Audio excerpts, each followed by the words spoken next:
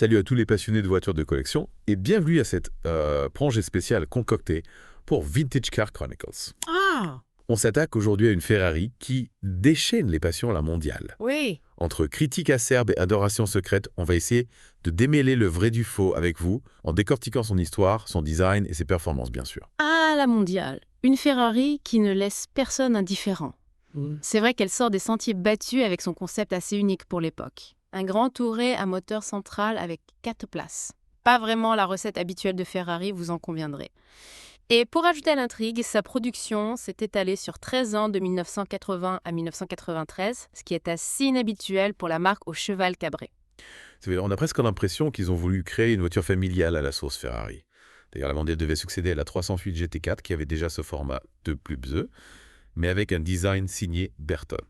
Pour la mondiale, Ferrari a fait appel à Pininfarina, et c'est là que les choses se compliquent un peu. Oui, Pininfarina avait la lourde tâche d'améliorer le design de la 308 GT4, qui était, disons, assez clivant.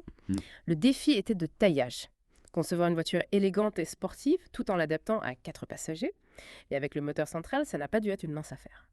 Imaginez le casse-tête pour intégrer 4 sièges autour de ce V8. Est-ce que cet impératif a eu un impact sur l'esthétique de la voiture par rapport aux autres Ferrari de l'époque? Absolument. Par rapport à la 308 GT4, l'empattement de la mondiale a été allongé de 10 cm pour accommoder les passagers arrière.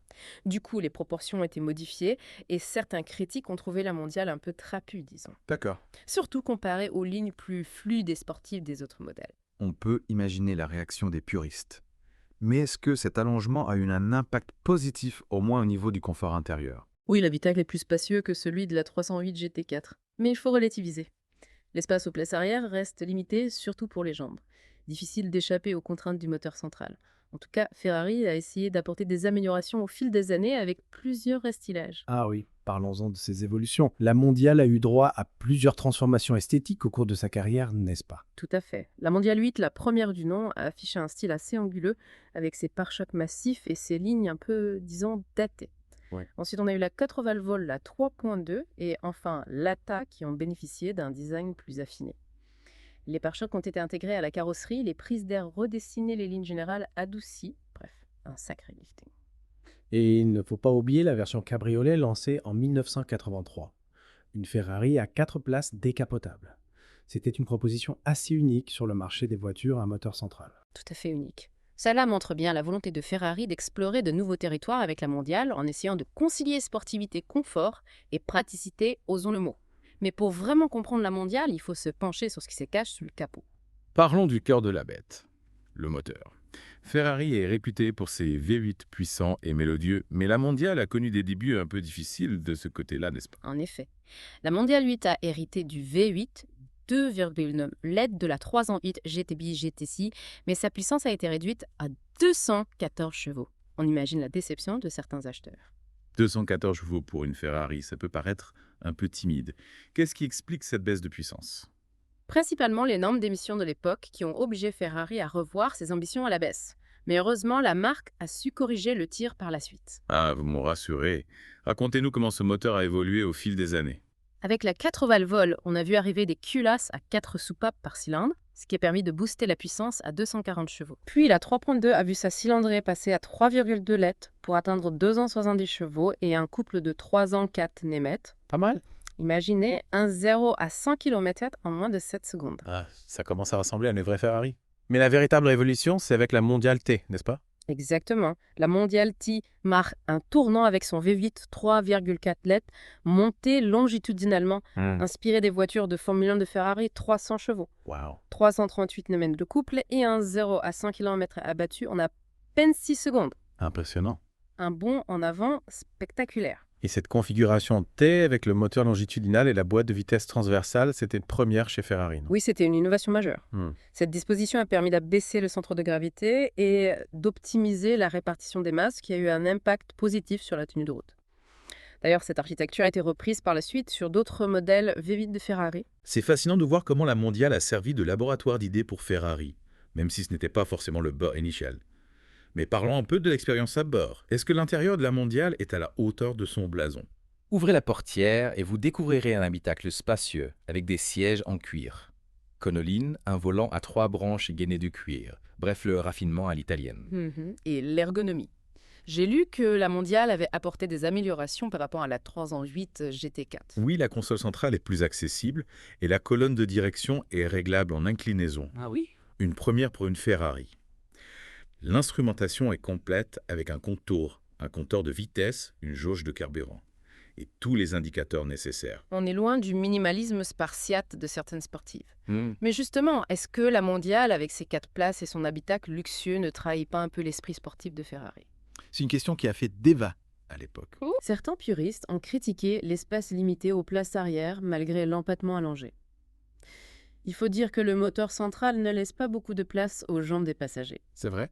Et puis, il y a cette histoire de composants partagés avec Fiat Kiri. Ce n'est pas un peu surprenant pour une Ferrari? Oui, certains éléments comme les commodos et certains boutons provenaient de la Fiat Ritmo Sans que ça a fatigué quelques acheteurs qui s'attendaient à des finitions plus exclusives. Je comprends leur réaction. Mais on peut imaginer que cette décision avait pour but de réduire les coûts de production pour rendre la mondiale plus accessible. C'est probable. N'oublions pas que la mondiale était conçue pour être une Ferrari plus grand public, plus polyvalente que les autres modèles de la gamme. D'ailleurs, est-ce que cette tentative de séduire un public plus large a été un succès? Quel est le regard des passionnés sur la mondiale aujourd'hui? La mondiale a toujours été une voiture controversée. Certains la considèrent comme la pire Ferrari jamais produite, tandis que d'autres la voient comme une classique sous-estimée. Waouh, les avis sont tranchés. Mais d'où vient cette mauvaise réputation? Plusieurs facteurs entrent en jeu. D'abord, les performances des premiers modèles, notamment la Mondiale 8, avec ses 214 chevaux, étaient jugées décevantes par rapport aux autres Ferrari de l'époque. Oui, ça va. Ensuite, il y a le style qui n'a jamais fait l'unanimité. Certains trouvent la Mondiale un peu trop rondette, pas assez agressive pour une Ferrari. Et bien sûr, l'utilisation de composants Fiat n'a pas joué en sa faveur. C'est vrai que ça peut faire grincer des dents les puristes. Mais malgré ces critiques, la mondiale a aussi ses défenseurs. Hmm. Qu'est-ce qui les séduit dans ce modèle? Son côté atypique, justement. La Mondiale est une Ferrari différente, plus accessible, plus pratique aussi. On peut la conduire au quotidien, partir en week-end avec la famille. C'est une Ferrari plus humaine, en quelque sorte. Quoi? Et puis son prix est bien plus attractif que celui des autres Ferrari classiques. C'est une porte d'entrée pour les collectionneurs qui rêvent de posséder une Ferrari sans se ruiner. Exactement. Et il faut reconnaître que la Mondiale est une voiture fiable sur tous les modèles 3.2 et TAS qui ont bénéficié d'améliorations techniques importantes. Alors finalement, est-ce que la mondiale est une erreur de parcours pour Ferrari ou une visionnaire incomprise? Difficile de trancher. Il est vrai qu'elle n'a pas connu le succès escompté à sa sortie et qu'elle a divisé les passionnés. Mais avec le recul, on peut la voir comme une pionnière, une précurseuse des Ferrari à 4 places modernes, comme la GTC4 Lusso, la Portofino ou la Roma. C'est vrai, on retrouve l'ADN de la mondiale dans ses modèles plus récents. Ferrari a repris le concept du Grand Tourer à 4 places et l'a perfectionné au fil des années. Tout à fait. La mondiale a ouvert la voie à une nouvelle génération de Ferrari plus polyvalente, plus confortable, tout en conservant l'esprit sportif de la marque. Alors peut-être que la mondiale, malgré ses imperfections, était finalement en avance sur son temps. C'est une hypothèse intéressante. Les goûts évoluent, et ce qui était considéré comme un défaut hier peut devenir une qualité demain. La mondiale, avec son style unique et son côté pratique, a le potentiel pour devenir une voiture culte. C'est une belle conclusion. Merci de nous avoir éclairés sur cette Ferrari si particulière. Avec plaisir. Et merci à vous, chers auditeurs, d'avoir plongé avec nous dans l'univers de la Ferrari mondiale. N'oubliez pas que Vintage Car Chronicles vous propose un nouvel épisode chaque jour. Alors restez à l'écoute pour d'autres voyages passionnants dans le monde des voitures de collection.